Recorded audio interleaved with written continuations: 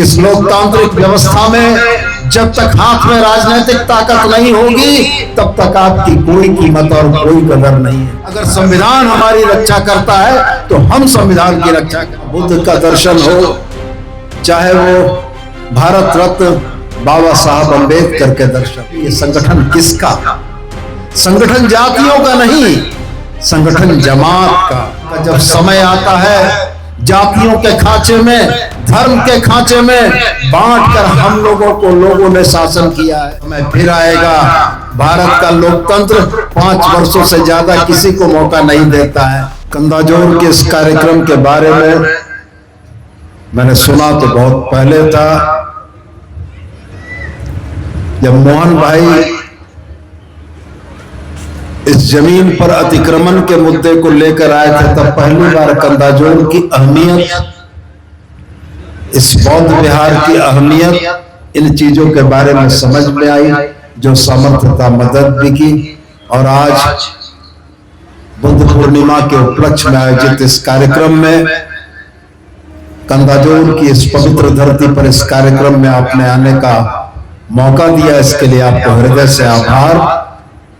मंच पर मेरे साथ गिरिडीह की महापौर, हमारे भाई केदार हाजरा जी, प्रणव जी, कांग्रेस के नेता नरेश जी, सतीश केडिया जी और तमाम अम्बेडकरवादी विचारों से ओतप्रोत लोग जो आज इस मैदान में जुटे हैं और रात भर चल रहे इस व्याख्यान आख्यान में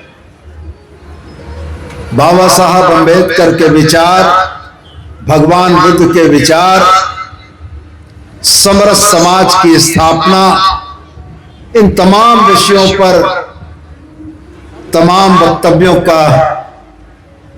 को सुनेंगे और अगले साल के लिए इस जीवन में इन बातों को उतारने का प्रयास करेंगे। आज इस कार्यक्रम में उपस्थित होकर मैं आपकी उस भावना की सराहना करता हूं, जिस भावना के ओतप्रोत होकर इस कार्यक्रम का आज आपने आयोजन किया। जब 30 वर्षों की समयावधि का जिक्र हुआ तो यह लगा कि आज से 30 साल पहले जिन 5 लोगों 10 लोगों ने इस कार्यक्रम की अवधारणा पर विचार किया होगा और आज 30 वर्षों में कार्यक्रम का स्वरूप बढ़ते हुए इस स्तर तक चला गया कि आज इस मंच पर तमाम वो हस्तियां बैठी हैं जिनके निर्देश से समाज में कुछ बेहतर हो सकता है। दर्शन को पूरा समझना और आत्मसात करना तो मानव के लिए जरा कठिन होता है, मैं यह मानता हूं। चाहे वो महात्मा बुद्ध का दर्शन हो, चाहे वो भारत रत्न बाबा साहब अम्बेडकर के दर्शन हो, लेकिन इन दर्शनों के बीच में साम्यता या समानता के कुछ बिंदु जरूर होते हैं, जिन बिंदुओं के बारे में निश्चित रूप से आपको विचार करने की और सोचने की जरूरत है। और मैं यह समझता हूं कि उन अगर मूल बिंदुओं पर आप विचार कर पाते हैं, सोच पाते हैं और अमल कर पाते हैं, तो इन महापुरुषों के दर्शन के अगर 1% हिस्से को भी जीवन में, समाज में हम उतार पाए तो हमारा जीवन उतना ही में सफल हो जाएगा। आप महात्मा बुद्ध, तथागत बुद्ध के दर्शन को देख लें, आप बाबा साहब अम्बेडकर के दर्शन को देख लें। संगठित रहने की भावना दोनों ने ही कही, लेकिन ये संगठन किसका? संगठन जातियों का नहीं, संगठन जमात का। बाबा साहब की अवधारणा में अगर बहुजन समाज की बात आती है तो बहुजन में वो तमाम लोग आते हैं जो इस देश के शोषक शासक लोगों से पीड़ित जमात थी, जिस पर इस देश में सदियों से अत्याचार और शोषण और दमन होता रहा। उस तमाम बहुजन समाज को संगठित और एकताबद्ध करने की बात बाबा साहब ने कही थी।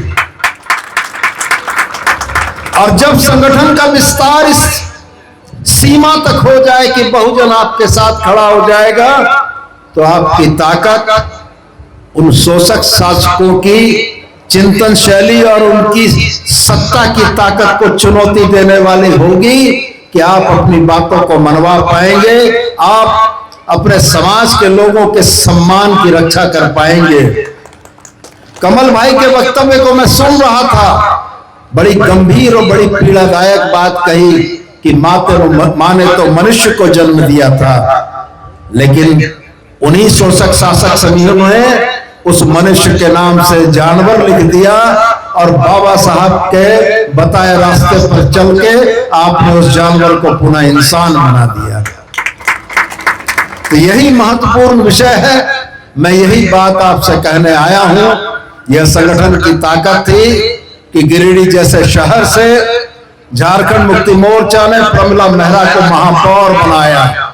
ये वही संगठन की ताकत थी कि तमाम लोग जुटे और आज आपके समाज की एक अगुआ साथी कार्यकर्ता महापौर बनकर बैठी है। आपकी इसी संगठन की ताकत थी कि आपने बहुजनों को संगठित होने का मौका दिया था।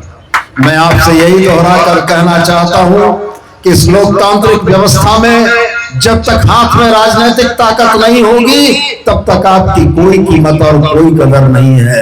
चुनाव का जब समय आता है, जातियों के खांचे में, धर्म के खांचे में बांटकर हम लोगों को लोगों ने शासन किया है, लेकिन जिस दिन समाज इस बात को सोच लेगा कि हमारी विचारधारा के मित्र शक्तियां कौन हैं और हमारी विरोधी शक्तियां कौन हैं, जिस दिन आपने इस बात का चिंतन कर लिया, फिर आपको पलट कर देखने की जरूरत नहीं है।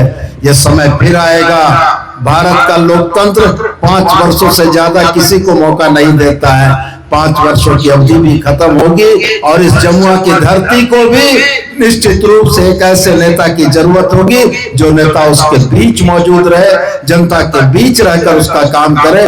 और यह कंदाजोर से निकला हुआ संदेश जमुआ विधानसभा से लेकर गिरिडीह होते हुए रांची तक पहुंचे। मेरी यही उम्मीद और कामना है कि आज भगवान बुद्ध की स्मृति में इस पूर्णिमा पर इस बौद्ध विहार से यह संदेश निकले कि बहुजन समाज एकजुट रहेगा तो यह गूंज कंदाजोर से, जमुआ से, गिरिडीह से, रांची से लेकर दिल्ली पहुंचेगी और संविधान को जो कमजोर करने वाली ताकतें आज यह सोचती हैं कि वो संविधान कागजों का एक निर्जीव पुस्तिका है, उनको भी अब पता लग जाएगा कि वो संविधान भारत के उन लाखों करोड़ दलित, पिछड़े, दबे कुचले, पिछड़े लोगों की आत्मा की आवाज है, जिसको आप नहीं मिटा सकते हो, जिसको आप नहीं बदल सकते हो। हम मजबूती से खड़े होंगे। अगर संविधान हमारी रक्षा करता है तो हम संविधान की रक्षा करेंगे। इतनी ही बात कह के मैं अपने वक्तव्य को समाप्त करना चाहूंगा। नमो बुद्धाय, जय भीम।